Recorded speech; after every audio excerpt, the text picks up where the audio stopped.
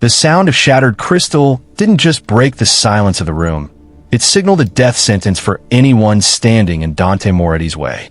As the Devil of Chicago rose from his chair, his fist clenched with enough force to crush bone, the air in the bistro turned to ice. His mother, Gia, sat trembling, her mind lost in the fog of a fading memory, while Dante's guards reached for the cold steel hidden beneath their tailored suits. The waitress, Sonia, didn't beg for her life or scramble to clean the mess.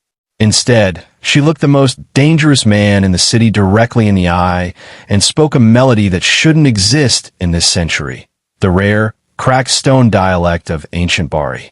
The room froze. The fury in Dante's eyes vanished, replaced by a haunting, predatory curiosity. For the first time in a decade, his mother's hands stopped shaking. She recognized the rhythm of a forgotten home. In this world of blood and silence, Sonia had just used the one weapon Dante couldn't kill, the truth of his own heritage. Now, the man who commands the city must decide. Is this girl his salvation or the ultimate weakness his enemies have been waiting for? Before we continue our story, make sure to hit like, share, and subscribe button. And really, I'm curious, where are you watching from? Drop your country name in the comments. I love seeing how far our stories travel. The heavy, brass-trimmed doors of the Blue Olive swung shut, sealing out the damp Chicago evening and replacing it with the scent of roasted garlic, aged leather, and fear. It was a Tuesday, a night usually reserved for quiet diners and soft jazz. But tonight the air was thick with the suffocating gravity of the Moretti family. At the center table sat Dante Moretti, a man whose presence felt like a physical weight against the lungs. His suit was the color of a bruise, perfectly tailored to a frame that looked as though it were carved from the very granite of the city's foundations. Opposite him sat Gia, a woman who looked like a brittle porcelain doll, her silver hair pinned back with a precision that couldn't hide the slight, rhythmic tremor in her hands. Sonia watched them from the shadows of the service station, her heart hammering a frantic rhythm against her ribs. She knew the rules of serving the Morettis. Don't make eye contact, don't speak unless spoken to, and for the love of God, don't let the wine hit the rim of the glass too hard. But as she approached with the tray, she didn't see a Mafia boss or a godfather. She saw a son watching his mother drown in the rising tide of her own mind. Gia was staring at her plate, her fork tracing aimless patterns in the risotto, her lips moving in a silent, desperate prayer to remember where she was. The catastrophe happened in slow motion. As Sonia reached to refill Gia's water, the older woman's hand jerked, a neurological glitch that sent her crystal goblet tumbling. The sound of shattered crystal didn't just break the silence of the room. It signaled a death sentence for anyone standing in Dante Moretti's way. The sharp crack echoed off the vaulted ceilings like a gunshot. In an instant, the 4 men stationed at the perimeter moved, their hands hovering near the lapels of their jackets. Dante rose from his chair, the movement slow and predatory. His chair scraped against the hardwood floor with a sound like a whetstone on a blade. He didn't look at the glass. He looked at Sonia, his fist clenching on the white linen tablecloth until the fabric groaned. "You're clumsy," Dante said, his voice a low, vibrating growl that made the hair on Sonia's arm stand up. "My mother comes here for peace. Not for the incompetence of a girl who can't hold a pitcher." The manager was already scurrying forward, face pale and sweat beaded, ready to fire her, or worse, to offer her up as a sacrifice to Dante's temper. But Sonia didn't move. She didn't scramble for the shards. She looked up, meeting the Devil of Chicago's gaze with a steadiness that bordered on defiance. She saw the exhaustion behind his rage, the grief of a man who could buy the city but couldn't buy his mother's clarity. Sonia turned her attention to Gia. The old woman was gasping, her eyes darting around the room as the fog of dementia turned the bistro into a hall of monsters. Gia began to mumble in Italian, but it wasn't the polished Tuscan Italian taught in schools. It was jagged. It was old. It was the language of a woman lost in a village that no longer existed. "Non ricordo le pietre. Dove sono le pietre?" Gia whispered, her voice breaking. Dante's face contorted. He reached for his mother's shoulder, his touch uncharacteristically gentle, but his words were harsh with frustration. "Mama, stop. We're in Chicago. Speak properly." Sonia felt a pull in her chest, a tether to her own childhood, to the grandmother who had raised her on stories of the Adriatic Sea. Before she could talk herself out of it, before the fear could paralyze her tongue, she spoke. "Sonde Nicole va mare," Sonia said, her voice clear and melodic. "Porte lavande e la nepote." The room didn't just go quiet, it became a vacuum. It was the rare cracked stone dialect of Barese, a linguistic relic from the heel of Italy's boot. It was the dialect of fishermen, of women who dried pasta on wooden screens in the sun, of a world Dante had tried to bury under piles of American currency. Dante froze. His hand stayed paralyzed on his mother's shoulder. He turned his head towards Sonia, his dark eyes narrowing as if he were seeing a ghost. "What did you just say?" Sonia didn't flinch. She stepped closer to Gia, ignoring the guards who had closed the distance to within a few feet. She spoke again, her voice softening into a rhythmic lilt. "I told her that St. Nicholas is on the sea, bringing the wind and the grandchildren. It's the old nursery rhyme from the old town, isn't it, Signora?" "Zasha bavit hitchet." The frantic light in her eyes died down, replaced by a sudden, piercing lucidity. She looked at Sonia, her trembling hands finally going still. A slow, beautiful smile spread across her face. A transformation so profound it was as if the sun had broken through a storm. "Barese," Gia breathed, her voice gaining strength. Tu parli la lingua del cuore." You speak the language of the heart. Gia reached out and took Sonia's hand. Her skin was like parchment, but her grip was surprisingly firm. For the first time in years, Gia laughed, a bright, silver sound that cut through the oppressive tension of the room. She began to speak rapidly in the dialect, telling Sonia about the blue shutters of her childhood home and the smell of the salt air. Dante stood transfixed. The fury that usually defined his silhouette had vanished, replaced by a haunting, predatory curiosity. He watched the way Sonia's lips moved over the difficult vowels, the way she knelt on the floor, ignoring the broken glass, to be at his mother's level. He was the man who commanded the city through blood and silence. Yet this waitress had just accomplished something his millions couldn't. She had given his mother back her voice. He looked at Sonia's name tag, then back to her face. She was beautiful, yes, but it was a fierce, intelligent beauty. She didn't look at him with the sycophantic terror he was used to. She looked at him as if she knew his secrets because she shared his roots. "Where did you learn that?" Dante asked. The threat was gone from his voice, replaced by something far more dangerous. Interest. "My grandmother," Sonia replied, standing up but not releasing Gia's hand. "She said that if you forget the language you were born in, you forget who you are. I don't think your mother has forgotten who she is, Mr. Moretti. I think she's just lonely for someone who speaks her truth." Dante stepped closer, invading her personal space until she could smell the expensive tobacco and cold rain clinging to his coat. The guards watched, confused, their hands dropping from their weapons. The devil was leaning in, his gaze scanning Sonia's face as if he were trying to translate a map. "You have a dangerous tongue, Sonia," he whispered, his voice so low it was meant only for her. "In my world, truth is a luxury we can't afford." "Then it's a good thing I don't live in your world," she countered. Dante's lips quirked. Not quite a smile, but a jagged edge of one. He reached into his pocket, pulled out a roll of bills thick enough to pay Sonia's tuition for a semester, and tossed it onto the table without looking at it. "Clean up the glass," he commanded, regaining his ironclad composure. But as he helped his mother stand, his movements were different. He wasn't just hauling her away, he was guiding her. As they walked toward the door, Gia kept looking back over her shoulder at Sonia, waving a frail hand. Dante stopped at the threshold.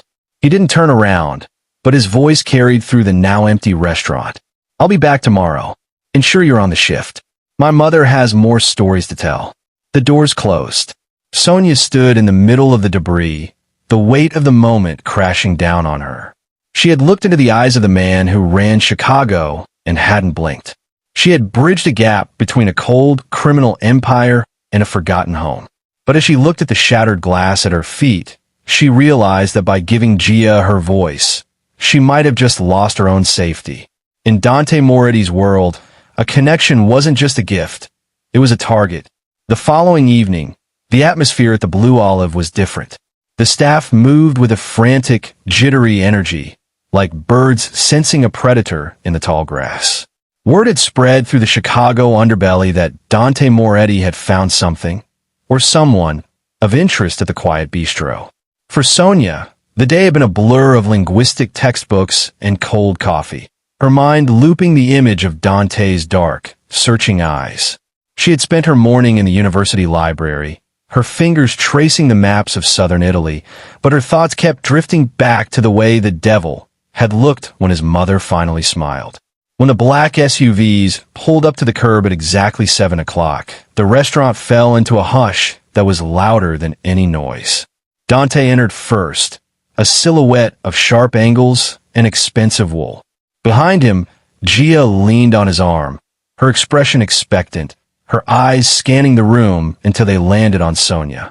The guards took their positions, statues and sunglasses, but Dante dismissed them with a sharp flick of his wrist.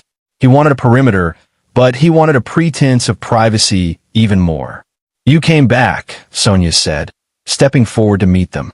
She wore her uniform with a renewed sense of armor, her hair pulled back so tightly it ached. "I'm a man of my word," Dante replied. His voice was a rich baritone that seemed to vibrate in the floorboards. He pulled out Gia's chair himself, a gesture of domesticity that felt jarringly out of place for a man who reportedly decided who lived and died on the Chicago docks. As the meal progressed, the shadows of the Mafia world seemed to recede, chased away by the bright, rhythmic cadence of the Barese dialect. Sonia stayed by the table, weaving between her duties and the conversation.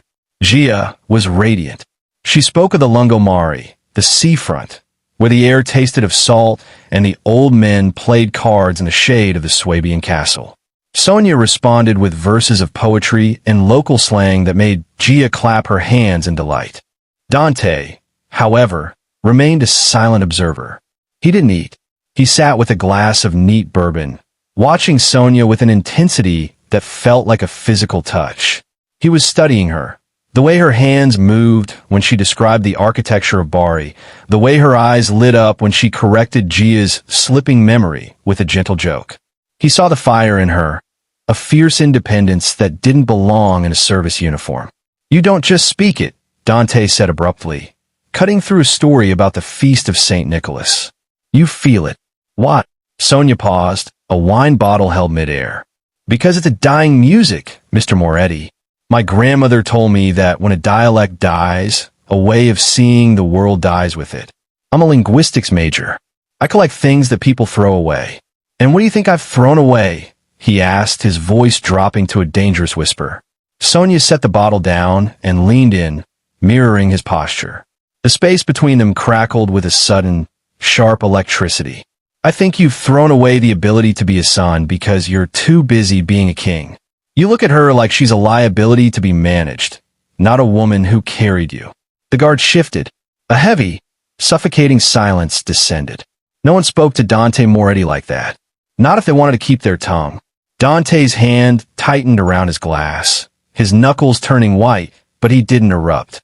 Instead, he leaned closer until Sonia could see the golden flecks in his dark irises. "You have a very brave heart, Sonia," he said, his voice laced with a dark, appreciative edge. "Or a very foolish one. Most people in this city see only the shadow I cast. They don't look for the man standing in it. Maybe that's because you make the shadow so terrifying," she countered. For the first time, Dante didn't look away. He didn't mask his expression with the cold, granite mask of the Moretti air. For a fleeting second, he looked human and utterly solitary. He realized then that Sonia was the only person in Chicago who didn't fear him, not because she was naive, but because she saw through the armor to the lonely boy who still remembered the smell of his mother's Sunday sauce. As the night ended and Dante led Gia toward the exit, he stopped by the podium where Sonia was closing out the bill. He didn't offer money this time. He reached out, his fingers grazing the skin of her wrist for a fraction of a second, a touch that felt like a brand. "I spent my life surrounded by people who say exactly what they think I want to hear," Dante said softly. "You're the only person who speaks a language I don't already know. Don't go anywhere, Sonia. The shadows in this city are growing long, and I find I quite like the light you bring into them." He left before she could respond, leaving the scent of sandalwood and power lingering in the air. Sonia watched the SUVs disappear into the neon-lit rain, her heart racing. She had begun to see the man behind the monster, but she knew better than anyone that the most dangerous thing about a devil wasn't his horns. It was his charm. The invitation arrived not as a card, but as a black car idling outside Sonia's cramped apartment at 6 in the morning. It was a silent, looming presence that told the neighborhood she was either in deep trouble or had found a very dangerous kind of luck. When she stepped into the back seat, she found a leather portfolio waiting for her. Inside was a brochure for the University of Rome's Elite Linguistics Fellowship, a program she had dreamed of since she was 19, but one that cost more than she would make in a decade of waitressing. "Mr. Moretti thought you might find the curriculum relevant," the driver said, his eyes fixed on the rearview mirror. Sonia felt a cold shiver of realization. This wasn't a gift, it was a tether. Dante was learning her dreams, mapping her heart with the same cold precision he used to map his rivals' territories. When she arrived at the Moretti estate for a private tutoring session with Gia, she found Dante in the garden, a sprawling sanctuary of manicured hedges and stone fountains that felt more like a fortress than a home. He was standing by a marble statue, a phone pressed to his ear, his voice snapping orders about shipments and enforcement in a tone that made the birds stop singing. But when he saw Sonia, his posture shifted. He hung up and watched her approach, his eyes tracking the way the sunlight caught the copper highlights in her hair. "The scholarship," Sonia said, holding up the portfolio without a greeting. "Why? You have a gift, Sonia," Dante said, stepping onto the gravel path. "It's wasted on pouring wine for men who can't pronounce their own last names. In Rome, you would be a queen of words. Why stay in a city that only wants to keep you small?" "Because in Rome, I'd owe you," she snapped, her eyes flashing. "I know how men like you work, Dante. You buy people. You turn them into assets. I'm not a port you can seize or a union you can bribe." Dante laughed, a short, dry sound that had no humor in it. He stepped into her space, his shadow stretching over her. "You think I want to own you?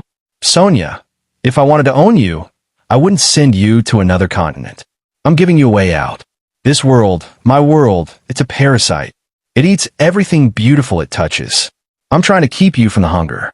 Before she could answer, Gia appeared at the French doors, her face lighting up at the sight of her little nightingale. The tension broke, but the underlying current remained. Throughout the afternoon, as Sonia helped Gia translate old family letters from the 1950s, she felt Dante's presence like a low-voltage hum in the room. He wasn't working. He was listening. He sat in the corner with a book he wasn't reading, his gaze fixed on the way Sonia's laughter seemed to physically lift the weight off his mother's shoulders. For the first time, Sonia saw the devil of Chicago in repose. He looked tired, not the tiredness of a man who needed sleep, but the soul weariness of a man who had spent his entire life holding a collapsing ceiling aloft. He was the anchor for an entire empire, and for a brief moment in that sun-drenched library, he looked like he wanted to let go. "You should go to Rome," he said quietly after Gia had fallen asleep in her armchair. He was standing by the window, looking out at the iron gates of the estate. "But stay long enough for the feast of St. Nicholas. My mother wants to host a dinner. One last time," she says with the old sounds. "One last time?" Sonia asked, catching the finality in his tone. Dante turned, his expression unreadable. "The Costello family is moving on the west side. The peace is ending, Sonia. The shadows I told you about, they're turning into a storm. Take the scholarship. Take the flight. Don't look back at this city." He reached out, his thumb brushing the line of her jaw. It was a gesture of profound tenderness, yet it felt like a goodbye. Sonia realized then that Dante wasn't just holding her back. He was trying to push her away before the blood started to spill. He was a man trapped in a cage of his own making, and for the first time, Sonia didn't want to run. She wanted to know what happened to the man if the cage finally broke. The peace didn't break with a bang. It began with a chill that settled over the city like a shroud. The Costello family, longtime rivals to the Moretti throne, had sensed a shift in the wind. They had seen Dante's SUVs parked outside a modest bistro one too many times. In the world of the Chicago outfit, a soft spot wasn't a human trait. It was a target. Sonia was walking to the university, her mind heavy with the grammar of dead languages, when she noticed the silver sedan. It had followed her for 3 blocks, a silent metal predator coasting through the morning fog. Her heart lurched. She ducked into a crowded coffee shop, her breath coming in ragged stabs. For the first time, the language of the heart felt like a curse. By connecting with Gia, she had inadvertently stepped onto the chessboard, and she was the only piece without armor. That evening, the violence finally found its way to the Blue Olive. The dinner rush was just beginning when the screech of tires tore through the ambient jazz. Sonia was at the window, setting a table, when she saw the muzzle flashes. They looked like lethal strobe lights against the twilight. Pop, pop, pop, pop. The sound was mechanical, rhythmic, and terrifyingly final. "Get down," someone screamed. Sonia hit the floor as the front window exploded into 10,000 glittering diamonds. Glass rained down on her hair and skin, sharp and cold. Screams erupted from the diners, a chaotic symphony of terror that drowned out the retreating roar of the sedan's engine. Sonia lay pressed against the hardwood, her cheek against a shard of crystal that had held wine only seconds before. Within minutes, the street was a swarm of red and blue lights, but it was the black SUVs that arrived first. Dante burst through the ruined doorway, his coat billowing behind him like the wings of a vengeful god. He didn't look at the police. He didn't look at the damage. He scanned the floor until his eyes locked onto Sonia, who was being helped up by a trembling coworker. He reached her in 3 strides, his hands grabbing her shoulders with a grip that was almost painful. He searched her face, his eyes wild and dark with a fury so potent it felt like heat radiating off a furnace. "Are you hurt?" he demanded, his voice a jagged edge of its former self. "I'm fine," Sonia whispered, though she was shaking so hard she could barely stand. "Dante, the people, the restaurant." "I don't care about the restaurant," he snarled, turning to his head of security. "Find them. I want every Costello soldier on the west side brought to the docks. Now." He turned back to Sonia, his expression softening into something agonizingly vulnerable for a fraction of a second. He reached out, picking a small sliver of glass from her hair with trembling fingers. The devil was gone. In his place was a man staring at the wreckage of the one clean thing in his life. "I told you the shadows were growing," he said, his voice dropping to a haunted whisper. "I tried to push you away, and I failed. Now they know who you are. Now they know you're the only thing in this city that can make me bleed." Sonia looked at the shattered glass, the same sound that had started their story, and realized the stakes had changed. This wasn't just about a dialect or a scholarship anymore. She was the bridge Dante was using to cross back into humanity, and his enemies were determined to burn it while they were both still standing on it. Dante didn't ask this time. He wrapped his arm around her waist and began leading her toward the exit. "You're coming to the estate. You don't leave my sight until the streets are red with the people who thought they could touch you." The Moretti estate, which had once felt like a sun-drenched sanctuary of old-world memories, was now a fortress under siege. The air inside was static with the hum of surveillance equipment and the low, urgent murmurs of men in dark rooms. Sonia felt like a bird trapped in a gilded cage of mahogany and bulletproof glass. She spent her hours in the library, but the books offered no escape. Every time the floorboards creaked, she jumped, expecting the violence of the bistro to come crashing through the walls. Gia was the only one who seemed oblivious to the encroaching storm. She sat in her high-backed velvet chair, her fingers tracing the spine of an antique book. When Sonia entered the room, Gia's face brightened, but her lucidity was a flickering candle. "Sonia, Gia whispered, beckoning her closer. The walls have ears, but the heart has eyes. Cool me. I have something for you. From beneath a loose floorboard near the fireplace, a secret Sonia hadn't known existed, Gia pulled out a small, leather-bound box and an antique brass compass. The box contained a series of journals, their pages yellowed and smelling of lavender and old ink. Dante thinks he stays in this life for me, Gia said, her voice suddenly sharp and clear, devoid of the fog that usually clouded her mind. He thinks the blood on his hands buys my safety, but he hasn't read these. He doesn't know the price I've already paid. Sonia opened the first journal. It wasn't a diary of recipes or social calls. It was a ledger of the blood price. For decades, Gia had been documenting every shipment, every bribe, and every life lost to the Moretti name. She had recorded the names of the widows and the orphans. It was a map of a tragedy, written in the elegant script of a woman who had spent 50 years pretending not to see. I didn't just stumble upon your restaurant, Sonia, Gia confessed, her hand gripping the brass compass. I knew who you were. I knew your father, the only man who walked away from my husband and stayed clean. I sought you out because my son was drowning in silence. I needed him to hear a voice that wasn't an echo of his own fear. Sonia felt the weight of the revelation settle in her gut. She wasn't a chance encounter. She was a calculated intervention. Gia wasn't just losing her memory. She was using the remnants of it to orchestrate an exit for her son. She was showing Dante a different world before the one he built collapsed on top of him. Give him the compass when the time comes, Gia urged, her eyes pleading. It points to the sea. It points home, not to the docks of Chicago, but to the stones of Bari. Tell him his mother is tired of being protected by ghosts. Later that night, Sonia found Dante in the darkened study, a single lamp illuminating the glass of amber liquid in his hand. He looked frayed, the sharp lines of his face deepened by the weight of the war he was waging outside the gates. The Costellos are offering a truce, he said without looking up. They want a meeting at the docks. One final shipment to divide the city. Sonia walked to the desk and laid the brass compass on the blotter. Your mother gave me this. And these. She placed the journals beside it. Dante froze. He looked at the journals as if they were live grenades. As he opened them, reading his mother's secret history of grief, the mask of the devil finally shattered. He realized that the woman he was trying to protect was actually the one trying to save him. He wasn't a king protecting a legacy. He was a jailer guarding a tomb. She wants you out, Dante, Sonia said softly. She doesn't want the empire. She wants her son back.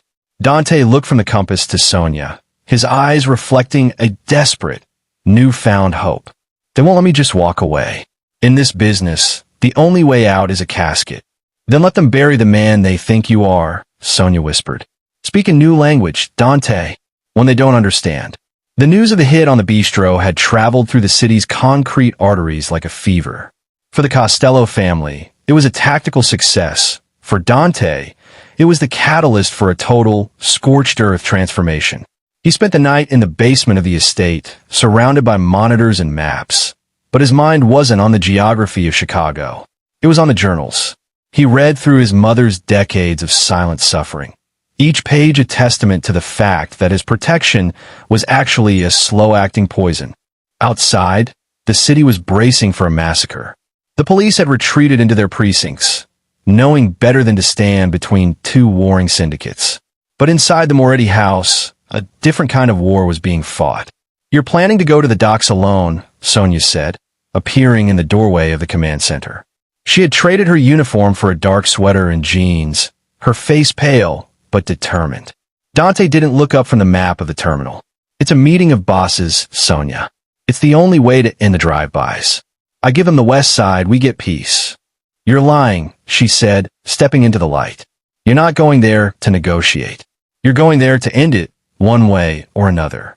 And you don't plan on coming back. Dante finally turned, his eyes hollowed out by exhaustion. I've spent 15 years building a wall of bodies to keep that woman safe. Now I find out she was counting every one of them. I'm the monster in her stories, Sonia. How do I look her in the eye after this? By changing the ending, Sonia countered. She walked over to him, her presence a jarring contrast to the cold technology of the room. The Costellos think you're coming to talk business. They think you're the same man who values territory over everything. Use that. Give them what they want, the devil, and let the man escape. Dante reached out, his hand hovering near her cheek before he pulled back, as if afraid the blood on his soul would stain her. Why are you still here, Sonia? You have the scholarship. You have a driver. You should be halfway to O'Hare by now. Because you haven't learned the most important rule of linguistics, she said, a small, sad smile touching her lips. A language only lives as long as there are two people to speak it. If you stay here and die in the dark, the melody dies with you. I'm not leaving until I hear you speak the language of a free man. The moment was broken by the sharp chirp of a radio. The Costello convoy was moving. Dante's lead enforcer entered the room, checking the slide on his weapon. Dante stood, the granite mask sliding back into place, but as he reached for his coat, he paused to pick up the brass compass Gia had given Sonia. He tucked it into his breast pocket, right over his heart. Wait for the signal, Dante commanded his men. Then he looked at Sonia, a look of such profound longing it felt like a physical blow. If the sun comes up and I haven't called, take my mother. Go to the airport. Don't look back. He walked out, the heavy doors thudding shut behind him like the lid of a tomb. Sonia stood in the silence of the high-tech fortress, the weight of the journals in her hand, knowing that the next few hours would decide if they were the start of a new history or the final entry in a tragedy. The Chicago docks at midnight were a skeletal landscape of rusted cranes and salt-corroded shipping containers. The wind off Lake Michigan screamed through the gaps in the steel, sounding like the restless ghosts of the men the Moretti family had buried over the decades. Dante stood alone under a flickering sodium lamp, the brass compass in his pocket a heavy, cold reminder of the woman waiting in the shadows. 3 black sedans crested the rise, their headlights cutting through the fog like the eyes of deep-sea predators. They formed a semicircle, trapping Dante against the edge of the pier.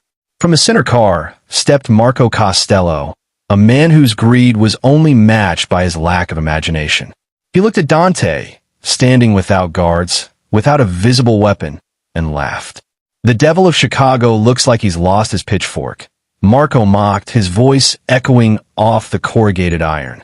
I heard you were spending your nights listening to nursery rhymes and old women. We thought you'd gone soft, Moretti. Tonight proves it. I didn't come here to trade insults, Marco, Dante said, his voice flat and terrifyingly calm. I came to give you the keys. The West Side, the ports, the unions. It's all in this ledger. He held up a thick, leather-bound folder. Not the journals of his mother, but a map of his entire criminal infrastructure. Marco's eyes gleamed with a sickening hunger. And what do you want in exchange? Silence, Dante replied. I want my name erased from your books. I want my mother left in peace. I want to disappear, and you get to be the king of a graveyard.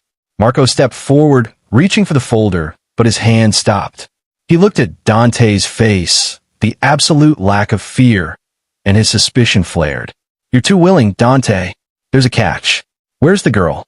The one who speaks the dead language? My men tell me she's the one who turned your heart to water. The mention of Sonia's name triggered a primal shift in Dante. The devil didn't emerge. Something older and more protective did. The girl is gone, Marco. She's a ghost. If you even breathe her name again, this pier becomes your casket. I think I'll keep her as a souvenir instead. Marco sneered, signaling his men. The trap sprung, but not the one Marco expected. Dante didn't reach for a gun. He reached for a flare. As the red light hissed into the sky, the shipping container behind Marco groaned open. It wasn't Dante's men inside. It was the federal task force that had been building a case against the Morettis for years. Dante had done the unthinkable. He hadn't fought a mob war. He had surrendered to a higher power. In the chaos of the raid, as flashbangs turned the night into a white-hot blur, Dante didn't run for cover. He walked toward the edge of the water. He had turned state's evidence on the entire Costello faction, and in doing so, he had signed his own death warrant in the underworld to buy a life in the light. A bullet caught him in the shoulder, the force spinning him toward the dark water. He felt the sting of the salt air and the sudden, weightless plunge. As the cold Lake Michigan water closed over his head, his last thought wasn't of power or empires. It was of a melody, a rare, rhythmic dialect that promised a home he hadn't seen since he was a boy. He let the devil sink to the bottom, praying the man would have the strength to swim. The morning after the docks was a symphony of chaos played out on every news screen in the city. Images of Marco Costello in handcuffs and the smoking ruins of the Moretti shipping empire dominated the headlines. But the man at the center of the storm was nowhere to be found. In the clinical, high-security wing of a hidden safe house, Sonia sat by a reinforced window, watching the sunrise bleed over the Chicago skyline. Her heart felt as though it had been scoured by lie. She had heard the reports, the surrender, the shootout, the fall into the harbor. The federal agents who had whisked her and Gio away in the dead of night remained tight-lipped, their faces grim masks of professional neutrality. To them, Dante Moretti was a high-value asset. To Sonia, he was the man who had stepped into the dark so she could see the light. A door clicked open behind her. A doctor stepped out, followed by a federal marshal. "He's conscious," the doctor said simply. Sonia didn't wait for permission. She pushed past them into the sterile room where Dante lay. He looked smaller in the hospital bed, stripped of the tailored suits and the aura of untouchable power. His shoulder was heavily bandaged, and his skin had the pallid hue of someone who had flirted with the bottom of the lake for too long. But when he opened his eyes and saw her, the spark that returned was fierce and unmistakable. "You're still here," he rasped, his voice a ghost of its former baritone. "I told you," Sonia whispered, her hand trembling as she reached out to touch his cheek. "I'm not leaving until the melody is finished." Dante let out a ragged breath, his fingers fumbling with the bedside table until he produced the brass compass. It was dented and scarred by the salt water, but the needles still swung true, hunting for the north. "The Costellos are done," Dante said, the weight of the realization settling into his bones. But so is Dante Moretti. The feds, they have the journals. They have the ledgers. There is no empire left, Sonia. Only a man with a target on his back and a mother who doesn't know where she is. "She knows exactly where she is," Sonia countered, leaning in until their foreheads touched. "She's with the son who finally listened to her. She's in the room where the devil died." The door opened again, and Gio was wheeled in by a nurse. The older woman looked frail, but when her eyes landed on Dante, she didn't see a mob boss. She saw the boy she had raised in the shadow of a violent legacy. She reached out, her hand finding his, and for a moment, the room was filled with the soft, melodic hum of a Beree's lullaby. Dante looked at Sonia, then at his mother, and finally at the compass. He realized that for the first time in his life, he wasn't looking at a map of a city he had to conquer. He was looking at a map of a world he was finally allowed to inhabit. The blood price had been paid in full, not with more violence, but with the courage to lose everything. "The flight to Rome leaves in 48 hours, the marshal said from the doorway, his voice softening. "The witness protection paperwork is ready. New names, new lives, but you have to move fast." Dante looked at Sonia, an unspoken question in his eyes. He was asking her to leave her world behind to join him in a life of shadows and aliases. He was asking her to be the voice that kept him human in a world that would always be looking for the ghost of the man he used to be. "I've already started packing," Sonia said, answering the question before he could ask it. "I hear the weather in Italy is beautiful this time of year." The sun setting over the Tyrrhenian Sea was a bruised violet, bleeding into a horizon that felt infinite. It was a different world from the jagged, neon-lit skyline of Chicago. Here, the air was thick with the scent of wild rosemary and the ancient, sun-baked dust of the Roman hills. In a small villa tucked away from the main roads of Frascati, the sounds of a violent past had been replaced by the rhythmic clinking of ceramic plates and the distant, melodic chime of a church bell. Sonia stood on the terrace, her fingers tracing the rim of a wine glass. She was no longer the girl in the service uniform. She wore a simple linen dress the color of the local stone. Behind her, In the warm glow of the kitchen, she could hear the low murmur of voices. There were no guards at the doors, no black SUVs idling in the driveway. There was only the sound of a family reclaiming its soul. Gia sat at the wooden table, her silver hair catching the golden hour light. She looked younger here. The fog hadn't vanished. Dementia was a thief that never truly left, but the terror had subsided. In Italy, her confusion was met with the patience of a culture that respected its elders. She spent her days in the garden, speaking to the lemon trees in the jagged Barese dialect she had once whispered in secret.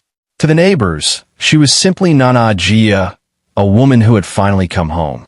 Dante stepped out onto the terrace, his movement still favoring his left side slightly, a permanent reminder of the night at the docks.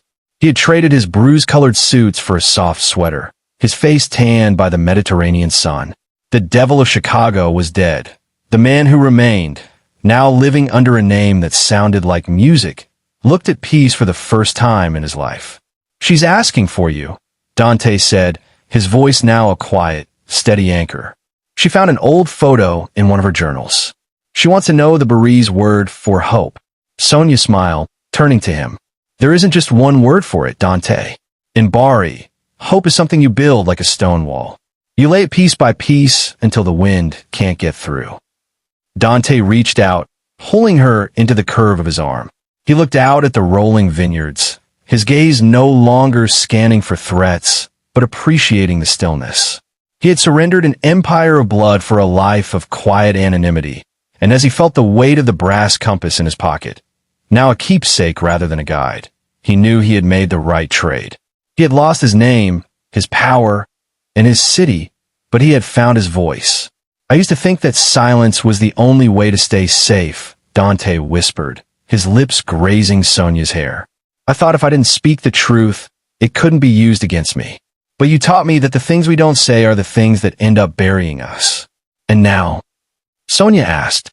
"Now," he said, looking back toward the kitchen where his mother was laughing at a memory she had managed to hold on to. "I think I'm finally ready to learn a new language, one that doesn't require a gun to defend it." They walked back inside together, leaving the shadows of the old world behind. As the stars began to poke through the Italian sky, the house was filled with the sounds of a shared meal and a rare, rhythmic dialect. The story that had begun with shattered glass and a death sentence had ended with the soft clink of a toast. In the end, it wasn't the devil who won. It was the girl who spoke to the heart, and the man who was brave enough to listen. I hope you enjoyed this thrilling journey from the dark streets of Chicago to the warmth of the Italian coast. Sonia spoke a language Dante Moriti thought he had buried forever, and it ended up saving both of their souls. But what would you do if you were in her shoes? Would you run from the devil, or stay to hear a song? Drop a heart in the comments if you believe love can change even the darkest heart. If you want to see more stories of hidden pasts and dangerous secrets, hit that subscribe button and turn on notifications. You don't want to miss our next deep dive into the blood price of the Chicago underworld.